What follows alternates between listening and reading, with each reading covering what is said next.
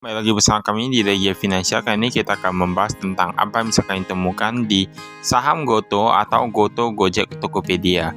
Seperti yang kita ketahui di media sosial, banyak yang mengatakan bahwa Goto rugi ini itu ruginya banyak dan lain-lain. Tapi kita akan lihat apa yang bisa ditemukan. Di sini ada direktur utamanya yaitu Sugito Walujo, kemudian direktur ada WJ Jekilo, kemudian alamat kantor di Gedung Prasaraya di Jalan Iskandar Shah, Jakarta Selatan. Kita lihat apakah ada hal yang sebenarnya tersirat dari laporan keuangan dari saham Goto ini, apakah benar-benar ruginya itu memang merupakan hal yang sangat berbahaya ataukah ini merupakan hanya sekedar beberapa hal yang tidak begitu berpengaruh pada kinerja perusahaan. Di sini dikatakan nilainya itu jutaan tapi bentuknya rupiah. Kemudian kita lihat kas dan setara kas di sini 29 triliunan dari yang tahun lalu, sekarang menjadi 25 triliunan. Oke, berkurang agak sedikit. Piutang usaha pihak ketiga ini menambah paling 10 miliaran gitu lah ya. Pihak berelasi berkurang cukup banyak dari 38 miliaran ini 38 miliaran menjadi 3 miliaran saja. Lalu kita lihat piutang lain pihak ketiga, menambah 200 miliaran. Kemudian pihak berelasi menambah juga. Untuk persediaannya bertambah dari 71 miliaran, 71,2 menjadi 71,4. Dan di sini ada satu hal yang menarik, yaitu ada investasi lain-lain. Investasi lain-lain dari 266 miliaran menjadi 388 miliaran. Nah, ini artinya apa? Investasinya itu meningkat untuk yang lain-lain. Tapi ini untuk yang aset lancar. Kita lihat di sini ada total aset lancarnya dari 34 triliunan, sekarang berkurang menjadi 33 triliunan. Untuk total aset tidak lancarnya, ini berkurang cukup drastis seperti yang kita ketahui. Nah, dari 105 triliunan menjadi 20 triliunan saja. Dari total asetnya 139 triliunan berkurang menjadi 54 triliunan, bahkan berkurang lebih dari setengahnya. Mengapa itu bisa terjadi? Karena goodwill. Nah, kita lihat saja. Goodwill-nya ini berkurang cukup drastis. Mengapa? Seperti yang kita ketahui, Goto baru jual Tokopedia ke TikTok dan lain-lain. Dan menurut kami sebenarnya ini gak terlalu berpengaruh signifikan sih. Kita lihat dulu bentar ya, utang usahanya kita lihat. Dari pihak ketiga yang 2022 1,2 triliunan meningkat menjadi 1,3 triliunan. Lalu ada utang escrow dan lain-lain. Nah, ini escrow ada yang tahu gak? Escrow itu lebih kepada kayak gini. Dua orang melakukan transaksi keuangan, tetapi penyelesaian dari transaksi keuangan itu dilakukan oleh pihak ketiga. Nah, ibaratnya seperti itulah. Jadi ibaratnya ada pihak ketiga dalam transaksi antara dua orang ataupun beberapa pihak gitu ya. Nah, itu yang dinamakan escrow. Jumlah liability jangka pendek ini yang short term 12,1 triliunan menjadi 12,8 triliunan. Meningkat. Total liability ada total hutangnya ya 16,4 triliunan meningkat menjadi 18,3 triliunan. Dan kita lihat yang ekuitasnya berkurang cukup drastis. Mengapa? Karena dikatakan akumulasi rugi dari 118 triliunan menjadi 200 triliunan. Mungkin orang yang nggak tahu ini agak ketakutan ya. Tapi kalau kita yang udah mengerti, sebenarnya biasa aja sih. Kita lihat total ekuitasnya 122 triliunan menjadi 35 triliunan. Mengapa hal itu bisa terjadi? Karena yang sering kita katakan itu lebih kepada yang tadi goodwill ya. Kita lihat, goodwill itu ibaratnya apa? Goodwill itu ibaratnya seperti sebuah aset yang kayak tidak terlihat gitu lah ya. Dia tidak terlihat, tapi dia hanya berupa merek perusahaan yang bagus, ibaratnya nama baik perusahaan, kinerja perusahaan yang dipegangnya. Jadi ketika sebuah perusahaan dia ada jual perusahaan ke perusahaan lain, otomatis goodwill-nya itu bisa terpengaruh. Jadi ibaratnya dia kan itu kan ibaratnya nilai apa aja tidak bisa dilihat gitu. Jadi sebenarnya kalau kita lihat ini gak gitu berdampak terhadap kinerja perusahaannya. Jadi kalau orang bilang itu rugi banyak. Nah, itu perlu dilihat lagi ruginya itu karena apa. Lalu di sini ada rugi usaha yang dari 30 triliunan sekarang hanya berkurang jadi 10 triliunan. Bayangkan, hebat kan? Nah, dari pendapatan bersih kita lihat dari 11 triliunan bahkan meningkat menjadi 14 triliunan. Meningkat agak cukup banyak kalau kita bilang. Kalau kita bilang 10% itu paling 1 triliunan. 1,1 berarti ini meningkat paling 20-30 gitu lah ya. 20-30% pendapatannya. Bahkan beban pokok pendapatan memang agak ada bertambah sedikit. Ini ada penghasilan keuangan. Penghasilan keuangan dari 617 miliaran meningkat juga menjadi 635 miliaran. Artinya apa? Artinya dia terus meningkat. Menurut kami sih gak gitu apa ya. Ini rugi tahun berjalan dari 40 triliunan menjadi 90 triliunan. Dan kalau kita lihat karena apa? Kerugian penurunan nilai goodwill 78 triliunan. Kita lihat ya. Goodwillnya 78 triliunan. Kalau kita kurangi dengan rugi tahun ini, berarti kurang lebih hanya sekitar 20 triliunan loh. Nah, bisa lihat Kak. Berarti sebenarnya kalau kita lihat ya, kalau dia gak jual Tokopedia itu atau apa, berarti kan gak gitu apa ya? Berarti kan gak gitu diheboh-hebohkan gitu ya. Karena mengapa? Kita lihat bahkan tadi yang total kerugiannya kan tadi paling 70 atau berapa ya? Maksudnya banyak 80-an gitu lah ya. Nah, itu dikurangi goodwill-nya itu paling tersisa 20-an triliunan gitu lah ya. Kalau kita lihat gak gitu terlalu berdampak sih. Ini arus kas dari aktivitas operasional. Penerimaan dari pelanggan. Nah, ini bertambah karena pendapatan bertambah. Mengapa kita lihat itu gak begitu signifikan ya? Karena tadi kita lihat untuk yang pendapatannya itu bertambah cukup bagus ya. Cukup bagus. Lalu pendapatan keuangannya biasa kan mereka pakai instrumen keuangan, investasi di instrumen lain dan lain-lain gitu. Nah, itu pun bertambah. Itu berarti kan kita lihat sebenarnya gak gitu buruk juga lah ya. Ini kita lihat dulu ada yang komisaris. Wah, ini Pak Garibadi Thohir dari komisaris utama sekarang menjadi komisaris. Sedangkan komisaris utamanya menjadi Agus Termawan dan Wistarto Martowardojo. Nah, lalu direktur utama berubah juga dari Andre Sulistyo menjadi Sugito Walujo. Nah, kita lihat ya bagaimana perkembangannya nanti. Apakah nanti Goto ini bisa menjadi lebih baik atau gimana ya. Tapi menurut kami sebenarnya kalau dari tarik panjang ya, kayaknya perusahaan ini sebenarnya agak semakin bagus sih. Walaupun mungkin nggak langsung tiba-tiba bagus sekali gitu, tapi dia ada proses.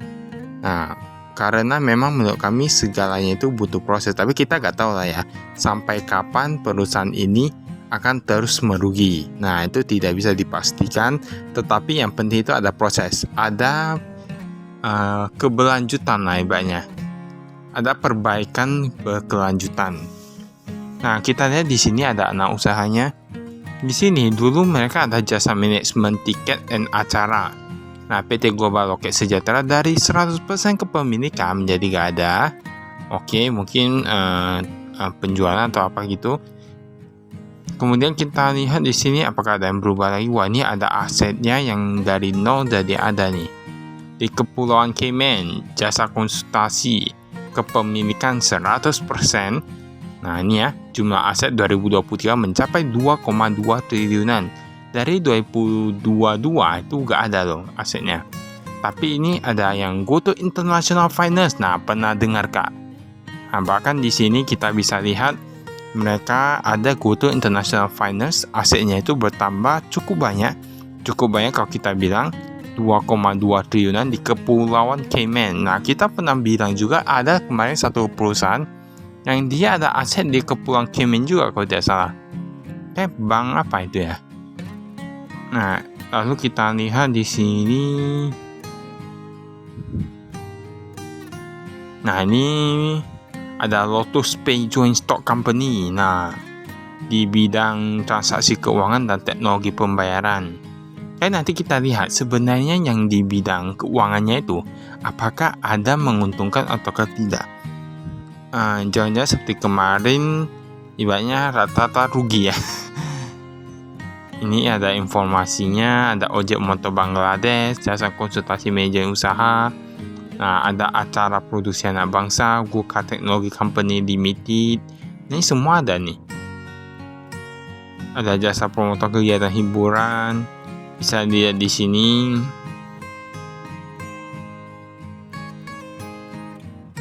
Pakai semangat bambu runcing masih ada ya di sini ya. Nah, kemarin kita lihat ada semangat bambu runcing. Dan saya agak lucu sih. Di sini kita lihat, ini kita skip.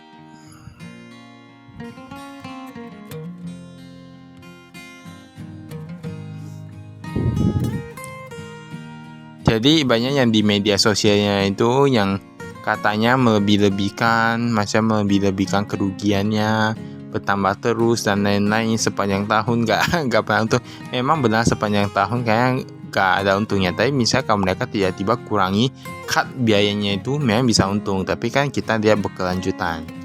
Nah setidaknya itu pun kita tahu ternyata dia ruginya itu karena goodwill aja. Goodwill itu dia tak apa loh, tak terlihat loh itu ibaratnya asetnya itu tak berwujud gitulah ya. Nah itu hanya sekitar seputar merek, hanya untuk seputar reputasi gitu-gitu aja. Ini kas dan serta kas kita lihat. Kas di bank itu 23 triliunan, dari 25 triliunan berkurang menjadi 23 triliunan. Kemudian ada kas di bank, ada Bank Jago. Bank Jago berarti ini pihak berelasi milik sendiri lah ya. Ada hubungan relasi. Kas di bank ini yang pihak ketiga yang USD paling banyak di Citibank. Jadi sebenarnya kayak rata-rata berkurang sih. Nah ini ada deposito berjangka. Wah ada USD, ada Vietnam Joint Stock Commercial Bank of Industry and Trade. Nah keren nggak? Namanya sebenarnya kepanjangan sih. Kami kayaknya agak panjang nih namanya. Mereka dulu simpan 200 miliaran, sekarang 69 miliaran.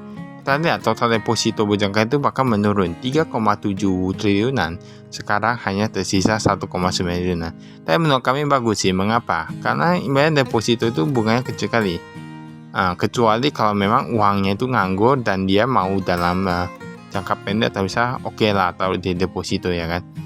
Ini piutang usaha piutang pihak ketiga 871 menjadi 839. Ini belum jatuh tempo dan lain-lain. Saya nggak gitu apa ini ya. Ini agak mau dibilang masuk saya nggak sih, karena dia kan keterangannya itu lebih dari 30 hari aja, berarti masih hanya sampai 1 bulan. Tapi dia gak ada tulis ya, ibaratnya ya sampai berapa bulan gitu-gitu. Mungkin gak sampai 3 bulan ya. Jadi ibaratnya kita tidak boleh hanya melihat dari angkanya saja. Kita perlu lihat itu keterangannya itu tulisnya apa. Ini ada aset tetapnya. Nah kita lihat di sini ada bangunan, ada media iklan, kendaraan dan lain-lain. Paling banyak, nah ada komputer dan peralatan teknologi informasi. Wow, keren nggak? Nah komputer dan teknologi 60 miliaran lah ya. Kita lihat di sini.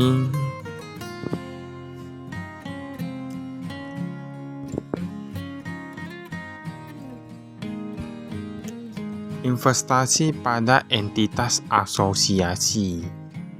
Jumlahnya tercatat 2,79 triliun. Nah, investasi pada lain-lain ini ada juga dikatakan. Investasi lain-lain ada juga. Dampak dekonsolidasi. Dampak dekonsolidasi PKAB. Lalu ada dampak kehilangan. Transfer karena kehilangan. Ini pengaruh signifikan. Nah, jadi banyak gini. Ini kan ada katanya kehilangan pengaruh signifikan. Itu sebenarnya mau dibilang hampir sama seperti goodwill. Ketika sebuah perusahaan yang tadi kita bilang ada jual perusahaan, nah jadi otomatis goodwillnya berkurang. Nah tapi harus tetap dicatat di laporan keuangan. Jadi rugi deh. Ini utang escrow dan lain-lain. Utang escrow ada dompet pelanggan nih. Dompet pelanggan meningkat dari 1,1 triliunan menjadi 1,2 triliunan. Tadi untuk yang escrow sudah kita jelaskan di awal video ya. Lalu ada program loyalty dompet penyedia layanan 269 miliaran berkurangnya. Ini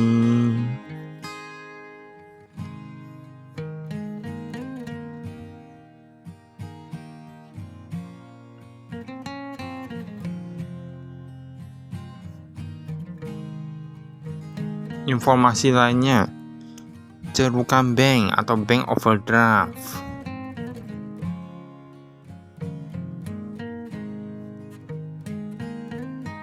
Oke, ini kita skip.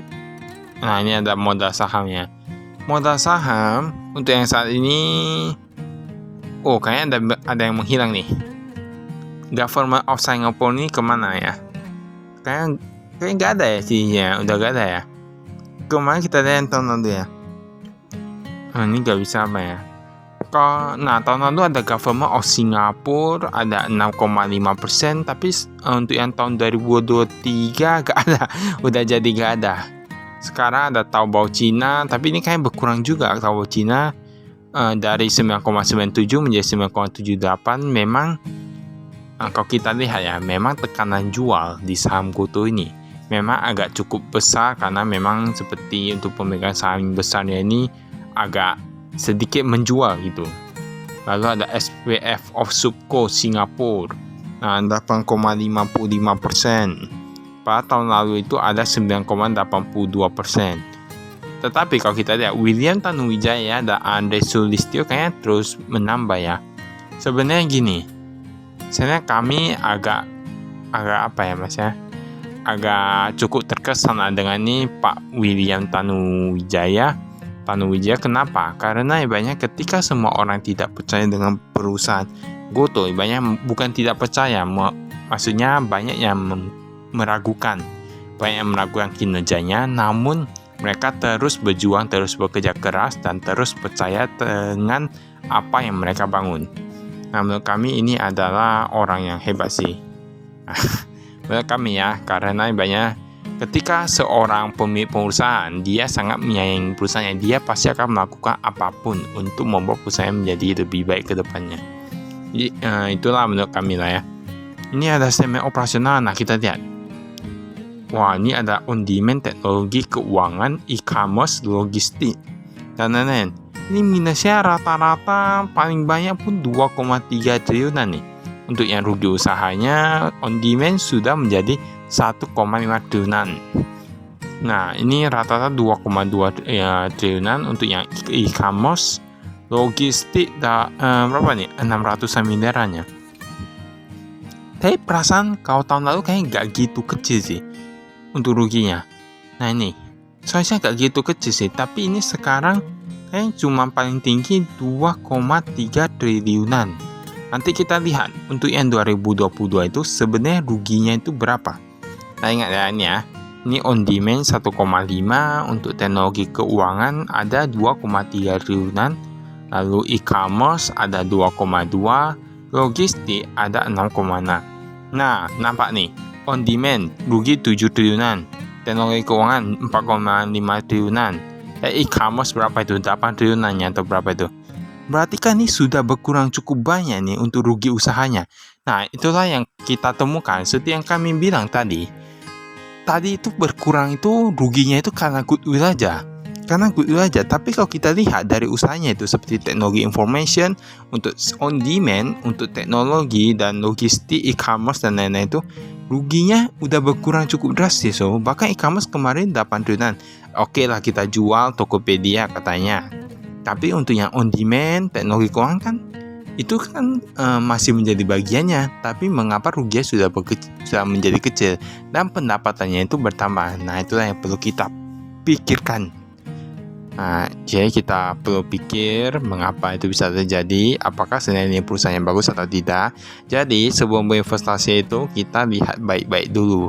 Jangan melihat dari media sosial atau apa, tapi kita lihat laporan keuangannya, percaya pada analisa sendiri dan lain-lain. Jangan percaya pada kami juga, karena mungkin saja kami bisa salah, tapi percaya pada diri sendiri dan lain-lain.